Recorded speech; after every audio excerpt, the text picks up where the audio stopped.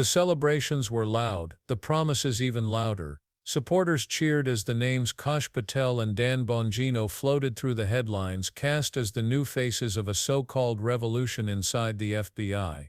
The pitch was simple. These were the men who had gone on every podcast, every show, every platform, vowing to crack open the Epstein files. They spoke of binders, lists, names that would finally be revealed. For years, the whispers about who Epstein knew, who he entertained, and who might have crossed dangerous lines hung in the air.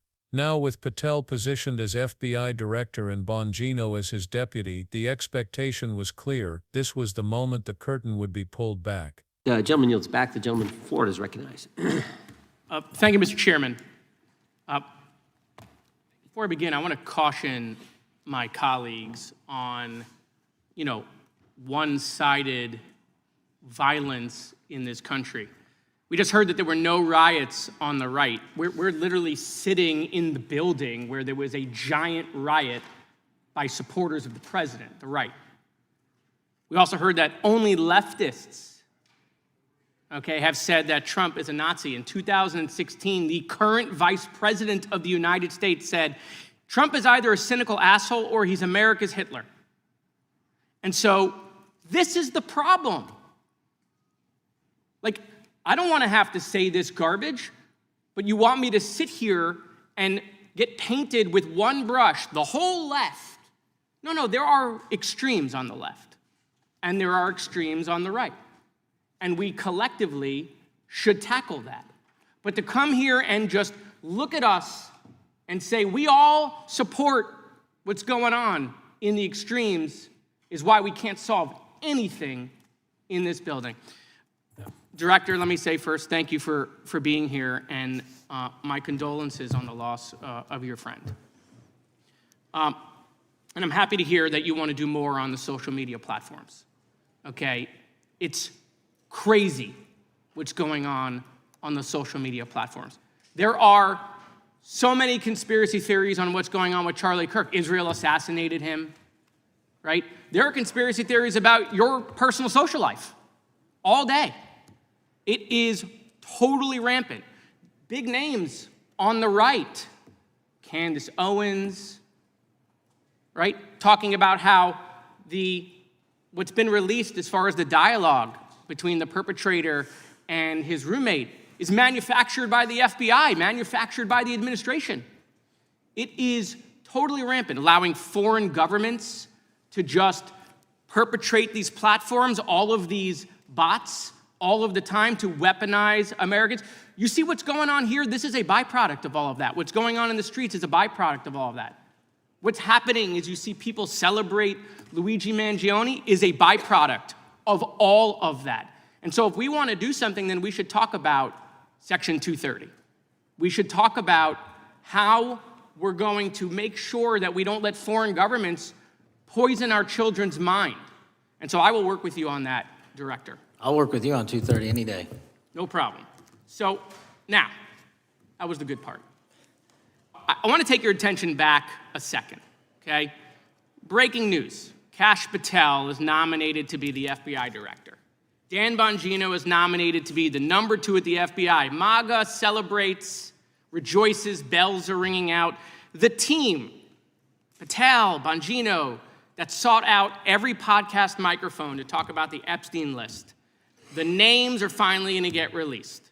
It begins. They produce white binders. Phase 1 with the podcasters. This is not actually one of them, of course. I made this. Your name's on it, right? And the names are going to come out. Pam Bondi says the list is on her desk. Then a memo comes out all of a sudden and says, there's no list. Oh, no phase 2. Phase 2 binders never happen. You said the conspiracy theories around Epstein just aren't true. They never have been. And yesterday, in an answer to Senator Kennedy, you said the FBI is not in possession of any credible evidence that Epstein trafficked girls to anyone but himself. So according to your testimony yesterday and in this committee, according to the evidence the FBI has, the number of names on the list are 0.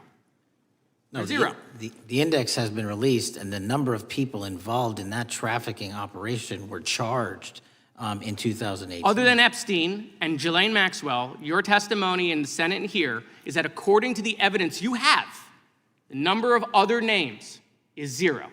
That were charged based on credible evidence. Well, who are the other names? Give me the other names that weren't charged. We are not releasing the names of anyone because the Department of Justice never does that, of anyone that didn't have any credible information to attack them. Let me move forward. The president has, you've seen the picture of the woman's body with the writing and the president's signature. The president says that's not his. Okay?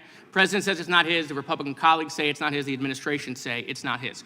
Will you be opening up an investigation into the Epstein estate for putting out a fake document with the president's signature linking him to the world's largest pedophile ring? Will you be opening that investigation into that? On what basis? On what basis? They literally put out a fake document, according to the president, with a fake signature. It's a forgery of the president of the United States signature. That's the basis. Sure, I'll do it. Okay, I look forward to that investigation. Am I over? Thank you, Mr. Chairman. I appreciate your diligence. Gentleman's time has expired. Chair. And then, with the nation watching, the answer landed like a hammer. 0. That one word changed the entire story. Asked directly how many names beyond Epstein and Ghislaine Maxwell had been charged, Patel's testimony was blunt. According to the FBI, there was no credible evidence to bring charges against anyone else. 0 names, 0 indictments, 0 prosecutions. On paper it sounded definitive, but the word credible is doing heavy lifting here. In the world of government language, credible doesn't mean no one was ever mentioned. It doesn't mean survivors never named powerful figures. It doesn't even mean investigators didn't collect testimony pointing to other people. It means prosecutors didn't think that evidence was strong enough to survive in a courtroom. And that subtle difference transforms the meaning entirely. Imagine you're a survivor, you've risked everything to come forward to speak the names of the people who hurt you.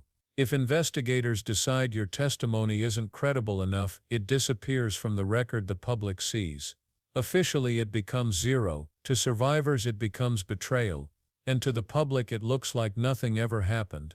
That's the gulf between what's on the record and what's in reality. It's also why so many people feel like they're being lied to. When the Department of Justice insists it cannot release the names of uncharged individuals, it may be protecting itself legally, but morally it leaves a void.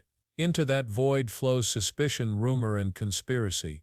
Because people can sense when the whole truth isn't being told. When an answer feels too neat, too final, too empty, it breeds mistrust. And in the Epstein case, mistrust has become the defining feature. That's where the irony cuts the sharpest. Figures like Patel and Bongino once thrived on fueling that mistrust. They hinted at hidden documents, implied lists of elites were about to drop, and built entire followings off the idea that they alone were pushing for exposure.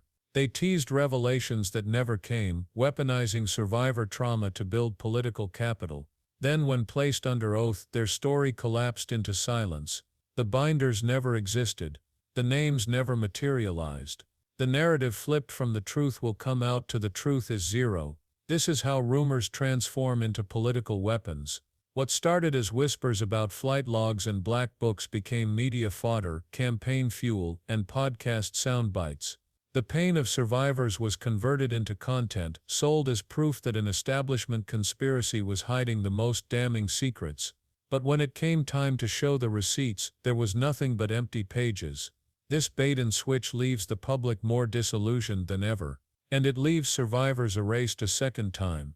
But here's the catch.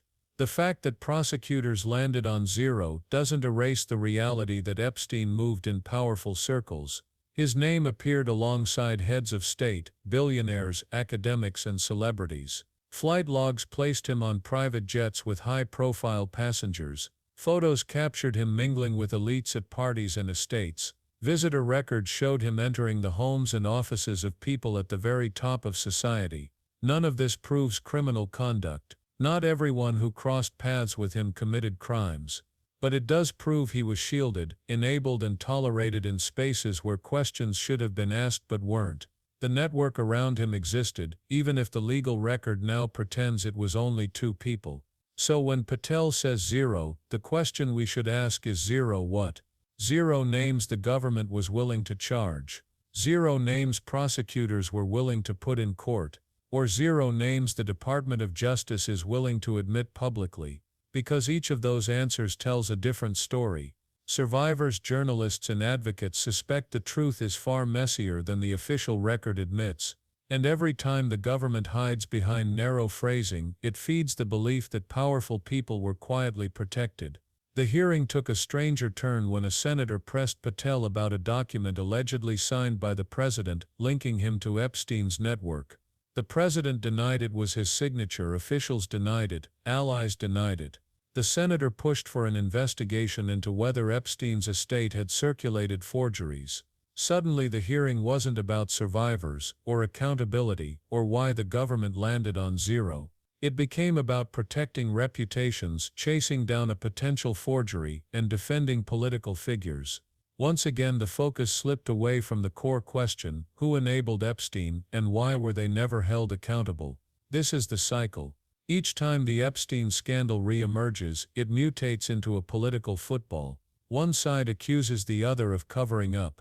Politicians posture, hearings are held, sound bites are delivered. And then the story devolves into theater about reputations, about partisan point scoring, about conspiracy versus denial. Meanwhile, the people who should be at the center, the survivors, fade from view. Their stories are drowned out by the noise of politics.